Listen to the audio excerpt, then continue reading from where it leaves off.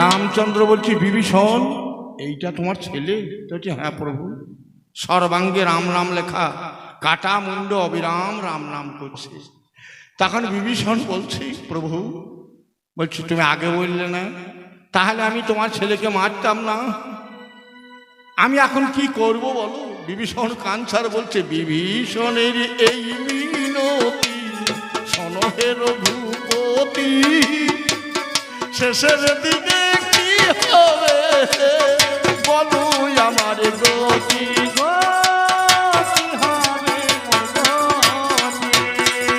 চরণে ছাড়া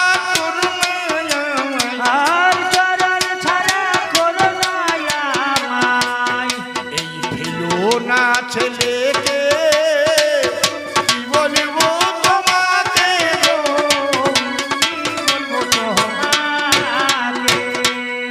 বিভীষণ বলছে, প্রভু যা হবার হয়ে গেছে, আমার ছেলেকে যেন ফেলে দিও না। সেদিন রামচন্দ্র বলেছিল, ওরে তরণী সেন, তোর মুখের কি শুভ, তোর দেহ নাই কাটা মাথা, বলছে রাম নাম রাম নাম রাম নাম, তোর মুখের কি শুভ। আগত কৃষ্ণলীলায় আমি যখন রাম কলবর ত্যাগ করে যেদিন কৃষ্ণ অবতারে যাব, ওরে তরণী সেন, ওরে তুই হবি মোর প্রাণের সুবল, তুই হবি মোর প্রাণের সুবল। প্রাণ ভরে একবার হরি হরি বল।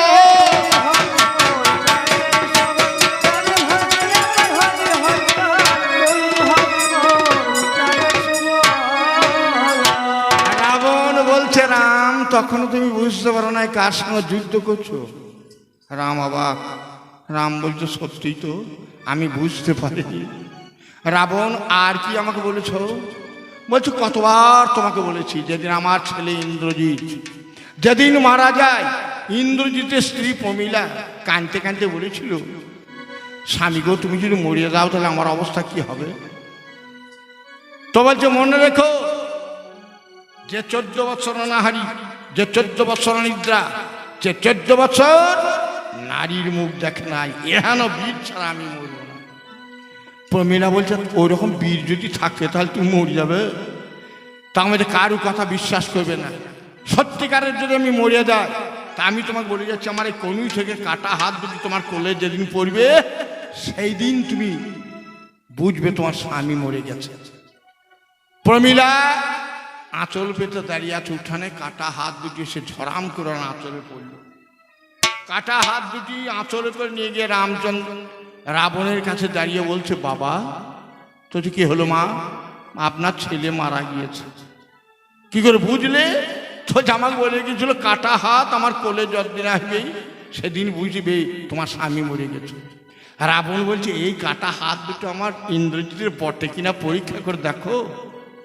প্রমীলা বলছে, কি করে পরীক্ষা করব? রাবণ বলছে, চলে যাও রণক্ষেত্রে, শ্রীরামচন্দ্রের কাছে চলে যাও, ওই কাটা হাত দুটো, দুটো হাত দুটো পায়ে নামিয়ে দিও, দুটো হাতে ওই কাটা হাতে দুটো খড়ি পেন্সিল দিও, ওই হাত প্রমাণ করে দেবো আমার ইন্দ্রজিতের হাত বটে কিনা।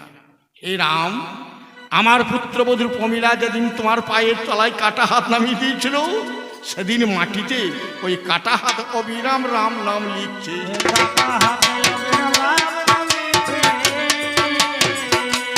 চট্টরাজ কীর্তিবাসী রামায়ণে পাবেন না, এটা জগদ্ধামী রামায়ণ।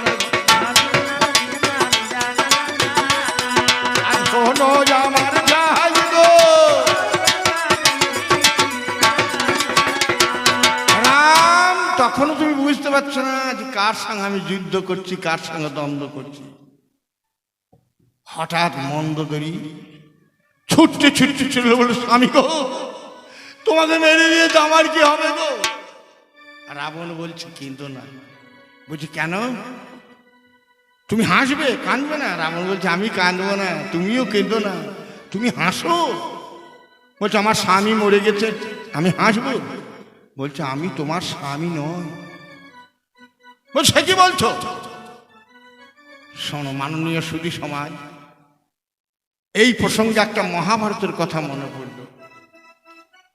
যেদিন কুরুক্ষেত্রের 13 দিনের যুদ্ধে যেদিন অভিমন্যু মারা যায়, সেদিন অভিমন্যু স্ত্রী উত্তরা গর্ভবতী। অভিমন্যু স্ত্রী উত্তরা কাঁদতে কাঁদতে গিয়ে কৃষ্ণের চরণ ধরে বলছে, মামা গো, তোমার স্বামীকে বাঁচিয়ে দাও। বলছে, বাঁচাবার কোনো উপায় নাই। বলছে, কেন? তুমি তো একদিন মরা মানুষ বাঁচিয়েছ। সন্দীপনী মুনির পাঠশালায় পড়তে গেছে, মধুমঙ্গল 12 বছর আগে মরেছে, 12 বছরকার মরা তুমি বাঁচিয়েছ। হাই, তুমি টাটকা মরা কেন বাঁচাতে পারবে না? বলছে, মা, আমি তোমার স্বামীকে বাঁচাতে পারবো না। বলছে, তাহলে আমার দশা কি হবে? শ্রীকৃষ্ণের পায়ে ধরে উত্তরা কাঞ্চার বলছে, এ ভরা যৌবনের তরি মামা আর কে বাহিবে আর গো, ভরা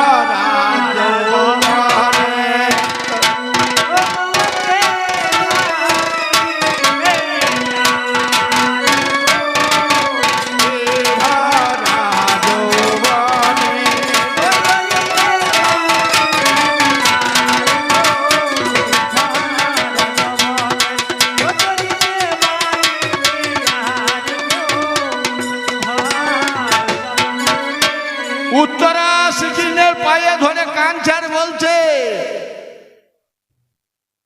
মামা যৌবনে মরিলে পতি নিভে যাই যৌবনের বাতি, রিলে পতি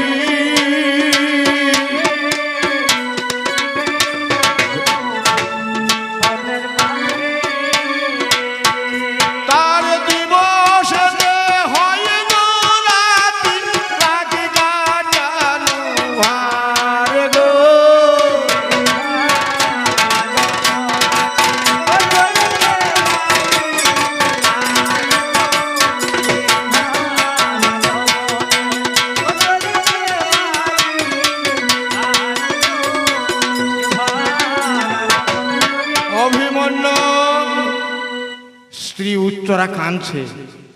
তখন অর্জুন তখন শ্রীকৃষ্ণ বলছে, কেঁদো না, ওটা তোমার স্বামী নয়। তো কেন? ওর তো আমি সন্তান নিয়েছি, যতই সন্তান হোক ও তোমার স্বামী নয়। আপনারা জানেন বিশ্বরূপ দেখিয়েছিল অর্জুনকে, কিন্তু অভিমন্যুর মরাটি দেখায় নাই। সেই অভিমন্যুর মৃত্যুর রহস্যটি উত্তরাকে দেখাইছে। বলছে, দেখো মা, সিনেমার মতো দেখছে।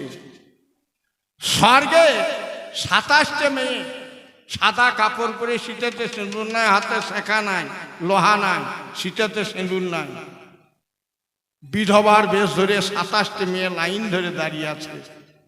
এক হাতে শাঁখা ধরিয়া আছে, আর এক হাতে সিঁদুর ধরে আছে।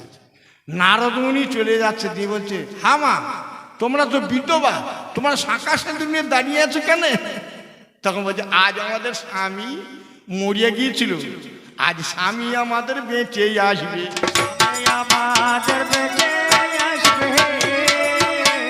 নারদ অবাক, বলছে, তোমার স্বামী মরিয়া গিয়েছিল, তোমার স্বামী বেঁচে আসবে? কে তোমার স্বামী? বলছে, আমার স্বামী চন্দ্রদেব। দক্ষরাজা 27টি মেয়েকে বিয়ে করেছিল, রোহিণীকে বেশি ভালোবেসেছিল, যার জন্য দক্ষরাজা অভিশাপ দিয়েছে, যাও তুমি মানবকুলে জন্মগ্রহণ করবা। সেই চন্দ্রদেব অভিমন্যু রূপে গেল। কুরুক্ষেত্রের 13 দিনের যুদ্ধে যখন মরিয়া গেল, তখন স্বর্গে খবর চলে গেল। তখন 27টা মেয়ে দাঁড়িয়ে আছে, হাতে শেখা লনে। যেদিন চলে গিয়েছিল সেদিন সিঁদুর শেখা সব ফেলে দিয়েছিল। আজ চলে আসছে, আজ অভিমন্যু সেই চন্দ্র আকাশে ফিরে আসছে।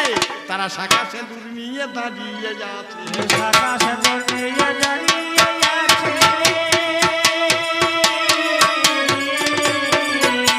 তাই রাবণ মন্দোদরীকে বলছে, মন্দোদরী, তুমি কেঁদো না, আমি তোমার লয়। তো কেন? আমি জয় বিজয় বৈকুণ্ঠের দ্বারে দাঁড়িয়েছিলাম, ওখানে আমার সংসার আছে, আমি আবার তো বৈকুণ্ঠে ফিরে দেবো, আমি তোমার কাছে আরে আমি থাকবো না।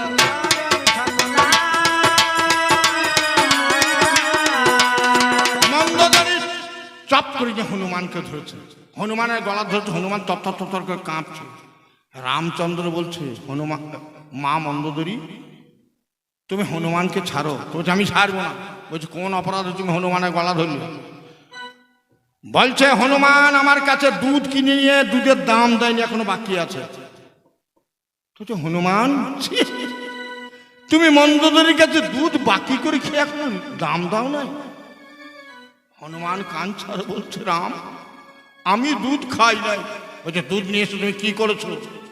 বলছে যেদিন লক্ষণ শক্তি ছেলে পড়ে যায়, গন্ধমাদন পর্ব আমি ছুটে যাই, বিশল্যকরণী, অস্থি সঞ্চারিণী, মৃত সঞ্জীবনী, তিনটে ওষুধ যখন নিয়ে আসি, সুসেন বৈদ্য বলছে এবার দুধ নিয়ে এসো।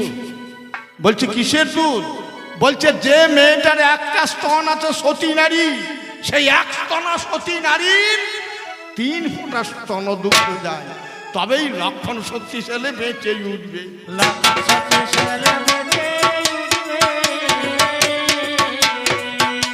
হনুমান অবাক, বলছে বৈদ্য এক স্তনা নারীর একটা স্তন আছে এমন মেয়ে কে আছে? তুমি চলে যাও মন্দোদরীর কাছে।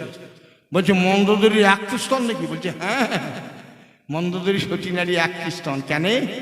যেদিন রাবণ রাজা যেদিনই আমার দিগ্বিজয়ে যায়, ময়দানবের কন্যাই আমার মন্দোদরী হয়।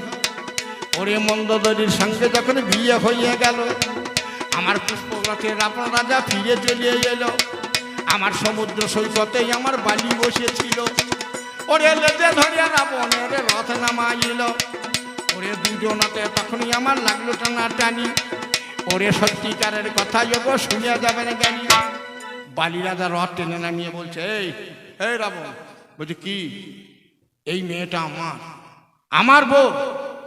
রাবণ বলছে আমি এক্ষুনি বিয়ে করি, এখন ঘরকে জানি, আমার এখন বাঁশর ঘর হয় নাই, ফুলও সহ্য হয় না, তোর বউ বললে আমি ছেড়ে দেবো?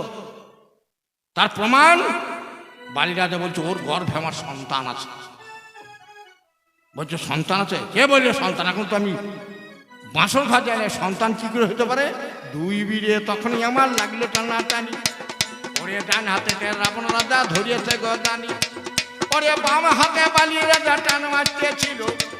আমার মন্দোদরী পরম করে দুর্ভাগ হইল। ওরে অর্ধজঙ্গ চলিয়ে গেল মন্দোদরী রূপে, আর অর্ধজঙ্গ তারা রূপে দিল গো বালিকে। ওরে দুজনাতেই একটা করে স্তনে ভাগে পেল। ওরে এক স্তনা নারী আমার মন্দোদরী হলো। সেই এক স্তনা নারীর ওরে 3 ফোঁটা দুধ নিয়ে আসে। ওরে লক্ষণকে বাঁচাই ভাই জীবনের। হনুমান বলছে সেই এক স্তনা নারী মন্দোদরী 3 ফোঁটা দুধ নিয়ে এসে লক্ষণকে বাঁচিয়েছিলাম প্রভু, ওই দুধের দাম আমি দিতে পারি।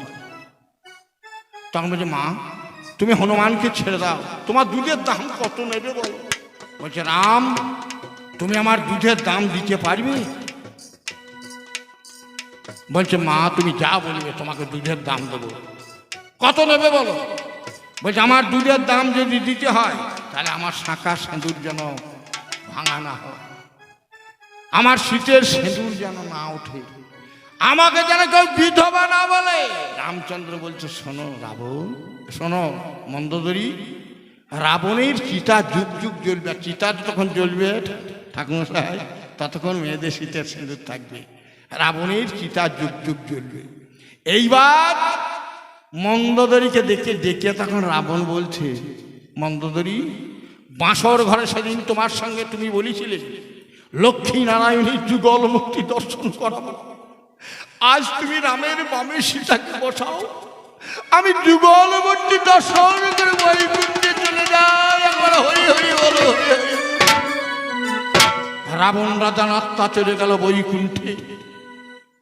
মন্দোদরী বলছি রাম আমি বিধবা হয়ে যাবো। বিধবা হবে না, রাবণের চিতা যুগ যুগ জ্বলিবে।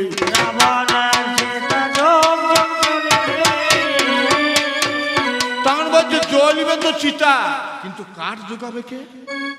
তখন বলছে হনুমান তোমাকে আজ থেকে বর দিলাম। হনুমান অমর হলো কখন? 4 যুগের অমর হনুমান এইখানে। তখন রামচন্দ্র বলছে হনুমান তুমি দুধ বাকি করে নিয়ে এসেছো, তুমি 4 যুগ বেঁচে থাকবে, 4 যুগ অমর হয়ে থাকবে। আর তোমাকে একটি কাজ দিচ্ছি আমি রাম, তোমাকে একটা কাজ দিচ্ছি, তুমি 1 টুকরো করে চিতাতে কাঠ ফেলে দিও।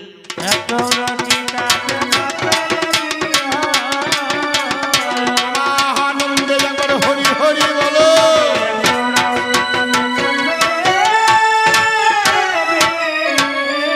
মাননীয় সতী সমাজ, আমি রাবণকে আপনাদের কাছে জানালাম এইখানে পালায় আমার সাঙ্গ হলো।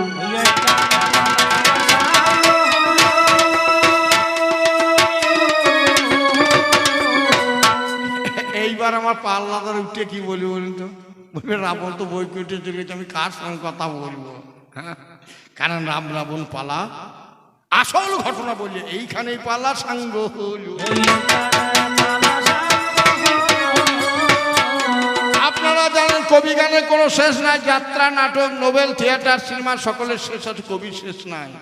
দুটি কবিয়াল যদি একই নাম ভূমিকা যায় মতের মিল হবে না। এটা কেন হয়? শেক্সপিয়ার এক জায়গায় বলেছেন, the science of word is vast and illness, why life is short but difficulties are many. শাস্ত্র অগাধ এবং অসীম, আমাদের পরমায়ু অল্প, আমরা কিঞ্চিতে কিঞ্চিত কণার কণা যিনি কবির লড়াই করি। আমার পালা শেষ করলাম, পাল্লাদার এসে যদি পারে দু চার কথা বলুক, আমার তাতে কোনো আপত্তি নাই। বল ওই ধরবে, হ্যাঁ ও যখন পালা ধরছে বল ওই ধরবেই। দাও একটা গান দাও, ওরে পাখি যা এবার এসে তুমি বল গান ধরো।